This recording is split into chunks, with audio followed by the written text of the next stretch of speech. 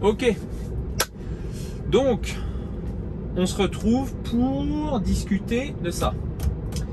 Donc ce que Tesla appelle un yoke, un volant pas vraiment rond, auquel en fait il manque toute la partie supérieure.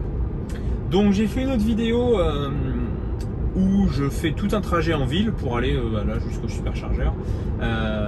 Et donc il n'y a pas de son parce que j'avais un truc qui faisait du bruit sur le support de téléphone, donc le son sert à rien. Donc pour ceux qui veulent voir comment c'est de conduire vraiment en ville en passant plein de ronds-points, etc. avec ça, je vous invite à regarder cette vidéo là qui dure un peu plus d'une demi-heure. Voilà, donc ici c'est plus pour un peu discuter de ce que je pense de ça, et puis vous allez quand même me voir conduire avec, mais là voilà, par exemple les ronds-points qu'on vient de passer, vous en verrez pas beaucoup plus puisque après on a un peu de voie rapide. Donc forcément sur voie rapide vous n'allez pas me voir devoir attraper le volant dans tous les sens, etc. Donc là on va rentrer dans ce que je considère comme étant le meilleur cas d'usage en fait pour des volants comme ça, parce que on est en autopilot, on est sur voie rapide et on a une vue complètement dégagée sur la route. Donc déjà une modèle 3 de base, hein, même avec le volant rond, on n'a pas une vue qui est obstruée ou quoi que ce soit, mais là on passe à un niveau supérieur, puisqu'en fait il n'y a plus rien à partir de ce niveau là. En gros vous mettez votre regard au niveau des commodos et c'est ce qu'il y a de plus haut que vous pouvez voir. Donc voilà, quand on est là comme ça en autopilot, très confortable, et la manière facile de rester en autopilot sans jamais avoir les alertes, c'est voilà, une main en bas comme ça sur le volant, il y a largement la place pour poser toute la paume de la main, donc c'est vraiment ce qu'il y a de plus pratique. Donc là moi je suis en navigation autopilot, donc comme vous avez déjà l'habitude, si vous avez déjà vu soit des vidéos de moi ou d'autres sur comment la voiture gère en Europe la navigation autopilot, là vous voyez, hein, elle fait les changements de voie, les sorties de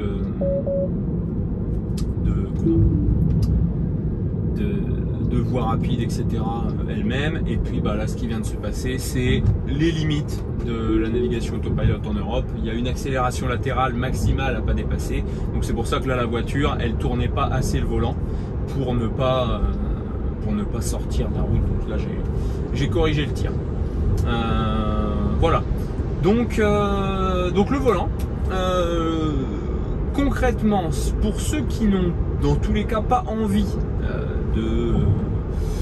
d'adapter leur manière de conduire ou de réapprendre une autre manière de faire, c'est pas la peine d'essayer de passer sur un yoke ou un volant de ce format là, parce que effectivement il y a quelques habitudes à changer selon la manière dont vous êtes habitué à conduire. Alors notamment pour ceux qui ont l'habitude de avoir une main en haut, là c'est mort, hein, c'est plus du tout possible, parce qu'il n'y a plus de haut de volant. Pour ceux qui ont l'habitude de conduire soit avec souvent une main en bas ou alors les mains sur le côté, ça posera très peu de problèmes. Là où il faudra s'adapter, bien sûr, ça sera pour les manœuvres et pour les ronds-points, mais pas tous les ronds-points et pas dans toutes les circonstances, mais ça sera surtout les ronds-points où vous tournerez à gauche ou alors où vous ferez demi-tour. Si vous tournez à droite ou que vous allez tout droit, vous verrez, on aura sans doute l'occasion peut-être de voir ça. C'est pas tant problématique que ça. Et pour les autres, pour les ronds-points où vous devez tourner à gauche ou faire demi-tour, en fait ça demande juste un peu d'adaptation. Donc là on est samedi, moi je l'ai depuis mercredi, donc ça fait 3-4 jours que je roule avec, et j'en suis plus à en fait à devoir penser, à me dire ok, où je dois mettre les mains pour faire telle manœuvre ou quoi. Maintenant ça y est, c'est assez naturel et c'est pas dérangeant. Encore une fois, hein, il y a une autre vidéo où je parle pas, mais où vous pouvez voir ce qui se passe en ville. Et donc comme ça vous donnera un bon aperçu. Donc sinon, autre avantage, hein, en plus de la visibilité, en fait le flux d'air qu'il y a ici, il est plus coupé par les branches du volant qu'il pouvait y avoir. Donc si vous voulez avoir de l'air directement sur votre visage, c'est plus pratique. Voilà. Sinon, c'est globalement un changement qui n'est qu'esthétique. Il apporte aucune nouvelle amélioration de fonctionnalité ou quoi que ce soit. Donc vous attendez pas à vous dire ok, je prends ça parce que je vais pouvoir mieux conduire ou quoi. Non, non, pas du tout. Mais et pas forcément moins bien non plus. Hein. C'est juste que c'est différent. Nous, on fait principalement des grands trajets, donc voilà, dans des situations comme ça où on est souvent en autopilote, c'est plus confortable qu'un volant normal. Et c'est une des raisons qui fait que j'ai voulu prendre ça. Donc j'ai fait, hein, il y a une vidéo où je démonte l'ancien volant et puis une autre où je mets celui-là. Donc comme ça vous saurez comment se passe le process, en sachant qu'en gros il y en a pour tout compris une demi-heure maximum, le temps de couper l'alimentation, enlever le volant et remettre l'autre. Donc c'est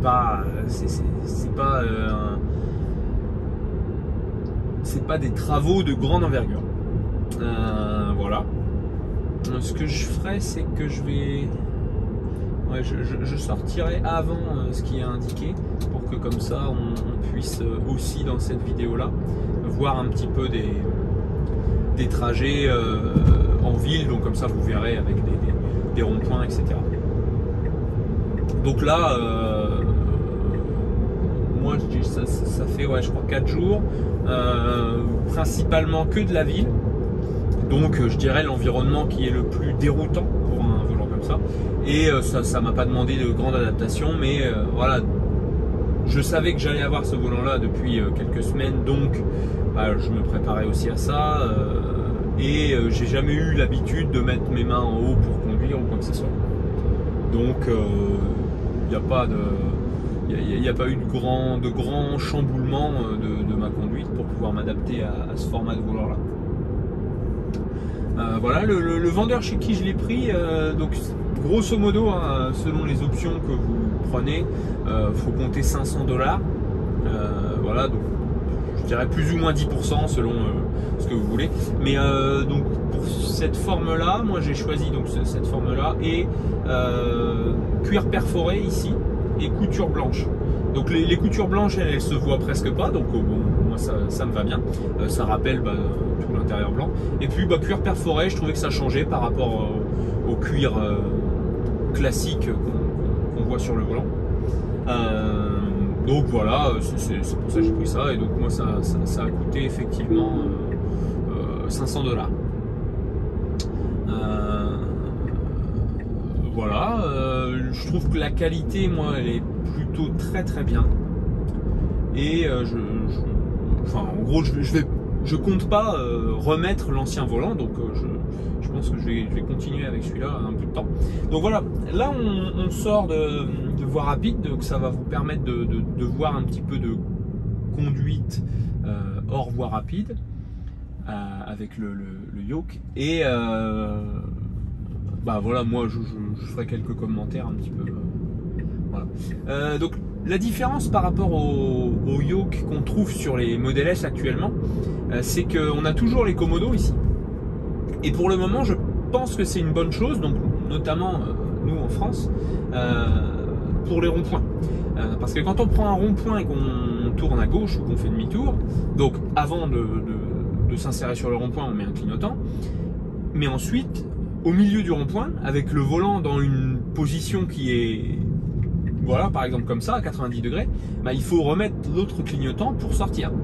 Et ça, si les boutons de clignotant sont sur le volant, ça veut dire qu'en gros, au lieu au lieu de devoir mettre le clignotant à droite quand le volant est comme ça, donc avec sa main gauche ici, bah, en fait il faudra avoir une main en bas et puis trouver l'endroit avec le pouce où sera le bouton pour mettre le clignotant. Et ça, bon, forcément aux US, eux, ça leur pose pas trop de problème, mais ici j'ai du mal à me dire comment ça sera aisément faisable. Donc voilà, c'est juste ça.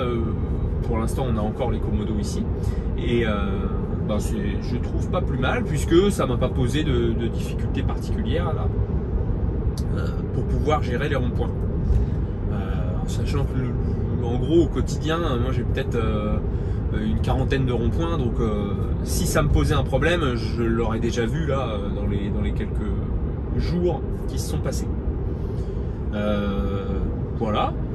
Après, les choses qu'il faut tenir compte, c'est que en fait le rectangle qui est formé par le volant là, eh ben, il est un peu plus large que le volant rond d'origine. Ce qui fait que quand on est à 90 degrés, bah, la droite ou la gauche du volant, elle va un petit peu plus bas que le volant d'origine. Donc moi j'ai rajusté la position un petit peu en le remontant pour que ce soit plus confortable, que ça ne vienne pas taper dans les jambes. Voilà. C'est juste ça, mais c'est pas un vrai problème en soi, c'est plus quelque chose à savoir. Et donc forcément, comme le volant est un peu plus large, bah, quand vous êtes à 90 degrés, l'attraper en haut, bah, c'est un petit peu plus haut que si le volant était rond. Donc voilà. Après c'est pour ce modèle spécifique que c'est comme ça. Il y a des volants tierces, il y en a de toutes les formes, donc si c'est pas celui-là que vous avez, ça sera peut-être un petit peu différent. Voilà, donc là bah, on va voir un virage à gauche et puis ensuite il y aura quelques ronds-points, donc comme ça vous donnera une idée, mais bon, rien de bien compliqué, vous le verrez. C'est juste bah, un coup à prendre, et puis voilà, savoir qu'on n'a plus un rond complet mais qu'il manque tout le haut, donc forcément quand on est au milieu d'un virage ou dans une manœuvre, bah, si on veut choper la partie qui serait là normalement en haut du volant, bah, c'est pas possible et on aura la main qui ira dans le vent. Voilà, mais sinon pas de grosses difficultés, pas trop de problèmes pour négocier tous ces trucs là. Même dans des situations en ville avec pas mal de ronds-points. Pas de problème pour conduire. Et puis bah, vous voyez, dès qu'on revient à peu près en ligne droite, bah, naturellement les mains viennent se poser en haut avec la place pour les pouces ici. Enfin, c'est globalement pas mal du tout, je trouve.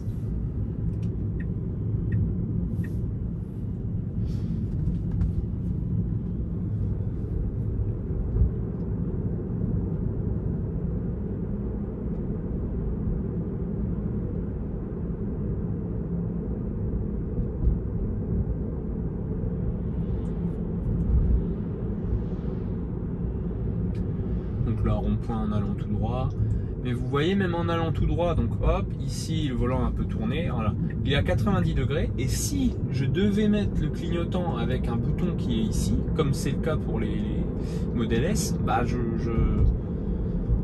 me demande au bout de combien de temps ça sera confortable.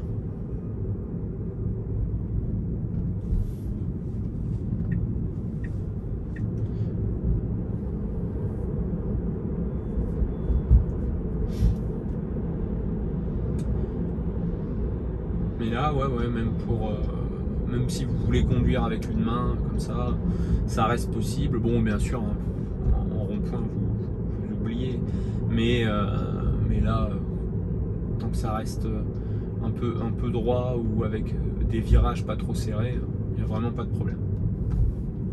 Et puis là, bah, quand on a un rond-point, vous commencez à voir le truc. Hein. Le volant arrive quasiment à 90 degrés, on a une main qui est un petit peu en haut, et puis après le mouvement pour revenir à l'état normal est pas compliqué.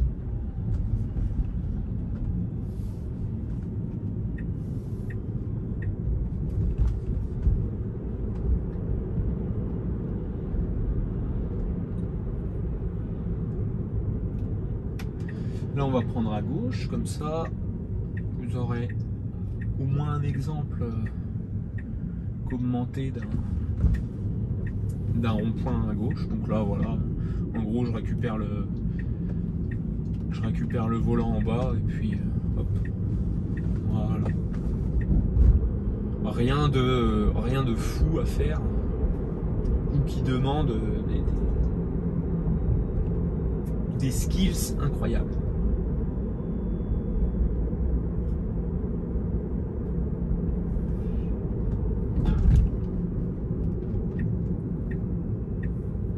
Je trouve que visuellement ça épure encore un peu plus le tableau de bord et l'atmosphère intérieure. Donc voilà, ça pour moi c'est un bon point. Et puis bon voilà, si le truc ça change de l'ordinaire,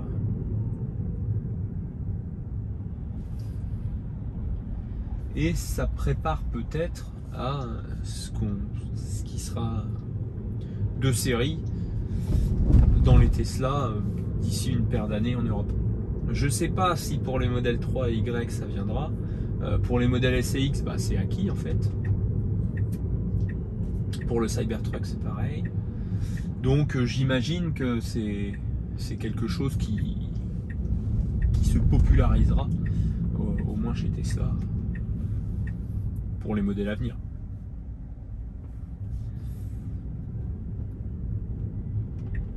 Mais là vous voyez, bon, pas l'impression qu'il y ait de grandes difficultés ou de soucis pour négocier tout cet environnement urbain, même avec ça comme volant.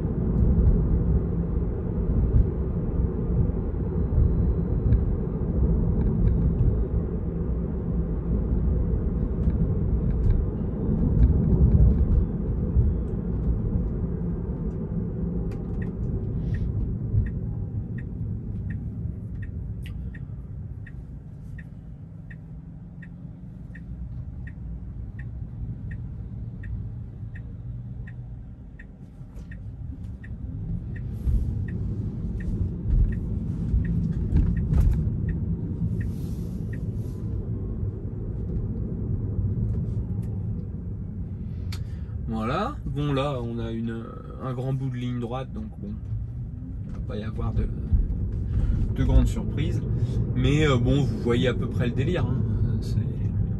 Pour ceux qui ont certaines habitudes qui impliquent la partie du volant qui manque, forcément ça sera déroutant. Et est-ce que ça présente de l'intérêt? Je pense pas, hein. Voilà, c'est un truc sympa à essayer pour ceux qui ont envie, mais c'est pas du tout quelque chose qui... Enfin, c'est pas changer le volant pour mettre un volant de cette forme-là, c'est pas du tout le truc à faire qui va vous révolutionner la conduite.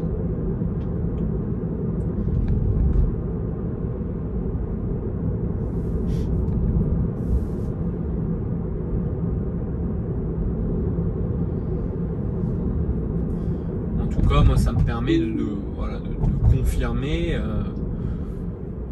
que conduire avec un volant de cette forme-là, ça pose pas de difficulté particulière. Si on est prêt à s'adapter, en quelques jours, ça y est, hein, c'est presque naturel. Ce que j'ai pas encore eu l'occasion, c'est des routes assez sinueuses, type col de montagne avec des épingles, des lacets. Sans doute à partir de la semaine prochaine, donc je verrai si ça pose des difficultés ou pas, en sachant que moi je n'ai pas une conduite nerveuse, sportive ou quoi que ce soit, donc j'imagine pas que ça me dérange. Après c'est possible, hein, que ceux qui recherchent vraiment de la conduite sportive, de la performance, etc., soient plus à l'aise avec un volant rond. Enfin, c'était le cas notamment pour ceux qui avaient suivi Randy Popst à Pikes Peak et à Laguna Seca avec la Model S Plaid. Il avait demandé un volant rond, lui, pour être plus à l'aise, et ce qui me semble pas du tout illogique. Mais là, tant qu'on n'est pas dans la recherche de performance et tout, il n'y a aucun problème. Il n'y a aucun problème avec ça. En tout cas, j'en ai pas eu encore. Et pourtant, je manœuvre au quotidien pour rentrer dans le garage, etc. Des demi-tours, du parking. Ça pose pas de difficulté. Et puis, bah voilà, pour les grands trajets, ça sera, je pense, un petit peu plus agréable d'avoir la vue encore plus dégagée.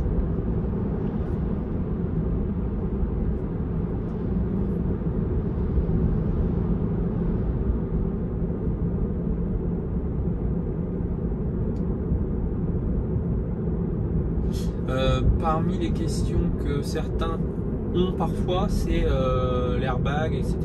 On reprend l'airbag d'origine, donc il n'y a pas de question à se poser. Qu'est-ce que c'est que cet airbag? Est-ce qu'il est homologué ou je sais pas quoi?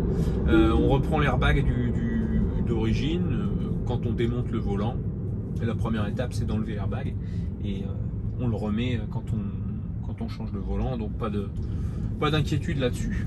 L'électronique reste la même, l'airbag reste la même, les deux boutons là c'est les mêmes, et puis les connecteurs aussi. C'est vraiment que la partie volant qui elle change.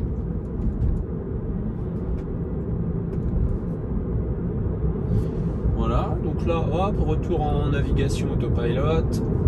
La voiture va négocier les changements de voie toute seule. Donc là dans 500 mètres, tourner à droite.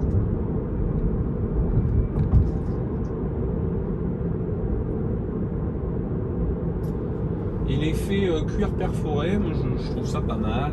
Après voilà, hein, vous pouvez personnaliser comme vous voulez. Je pense même que vous pouvez choisir la couleur du cuir pour ceux qui sont intéressés. Donc il y en aura pour tous les goûts. Celui qui veut un volant de cette forme là, il arrivera forcément à trouver quelque chose qui est à son goût.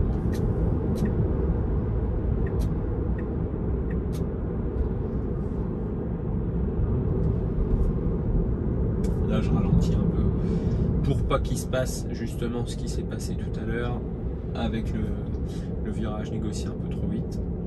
Donc là normalement il devrait être sans problème. Voilà. Et puis bon, moi je réaccélère au pied et je la remettrai à 90 quand on sera inséré. Mais voilà, donc c'est globalement moi un changement que je trouve positif, et même en ayant là la possibilité de remettre le volant d'origine, moi, je vais quand même garder celui-là parce qu'il me plaît bien.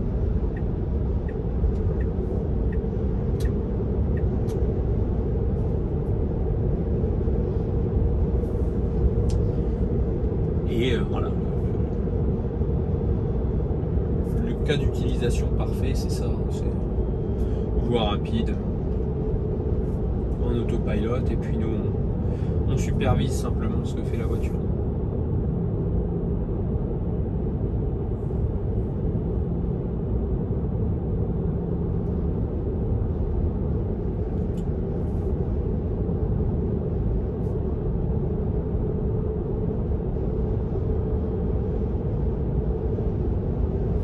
Donc voilà, on va arriver à la fin. Je me garerai comme ça, vous verrez une manœuvre ou deux de parking, ce que ça donne, pour ceux que ça intéresse ou que ça inquiète. Mais sinon, c'est tout pour ça. Je pense que entre cette vidéo là et puis l'autre où je parle pas, mais vous aurez l'occasion de voir ce qui se passe quand on fait que de la ville avec ça. Vous aurez, je pense, un bon aperçu de ce que c'est de conduire avec, et puis ça répondra, je pense, aux questions que certains peuvent se poser. Sinon, vous me demandez si vous avez des questions, au pire, hein, normalement je pourrais y répondre. Voilà. Donc là tout ça, hein, la voiture se démerde tout seul et puis bah là moi je vais reprendre la main puisque la navigation autopilot se termine. Je mets les caméras.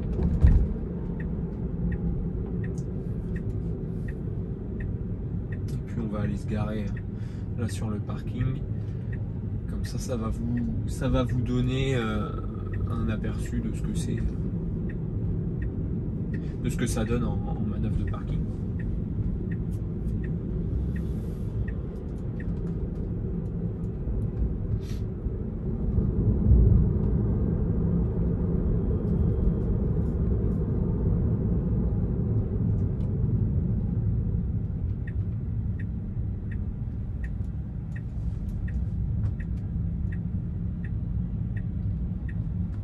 Hop, par exemple. Tiens, si on veut se garer là entre les deux.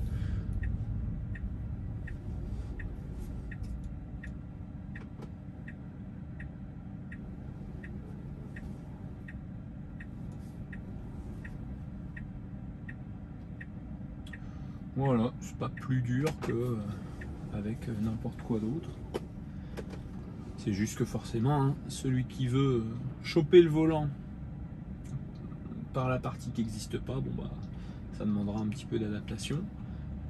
Voilà, mais sinon c'est aussi simple que ça. Hop, là je ressors, je vais me regarder je sais pas où ailleurs pour vous montrer, ou alors faire un parking auto pour que vous voyez ce que ça donne avec la voiture qui le fait elle-même. Et puis on va s'arrêter là. Là ici sans doute elle va me proposer. Voilà, hop, on va regarder ça.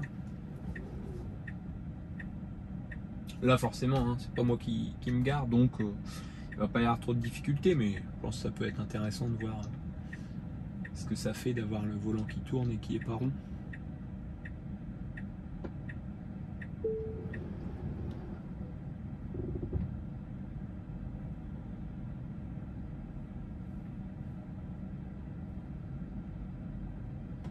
Bon, c'est toujours oscillant, hein, les parkings auto, mais on désespère pas que ça s'améliore un jour.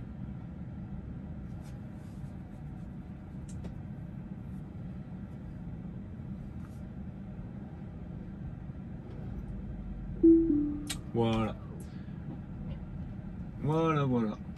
Bon, hop, je vais me garer ailleurs et puis on s'arrêtera là pour aujourd'hui, en espérant que ça ait répondu à quelques questions pour ceux qu'on avait, et puis aider ceux qui voulaient en savoir un peu plus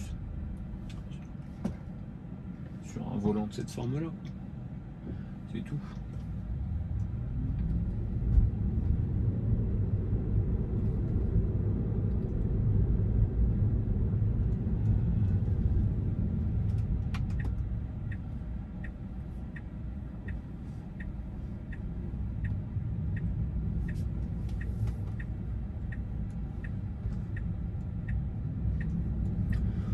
Hop, on va voir s'il y a des places pour se recharger. Ouais, c'est bon.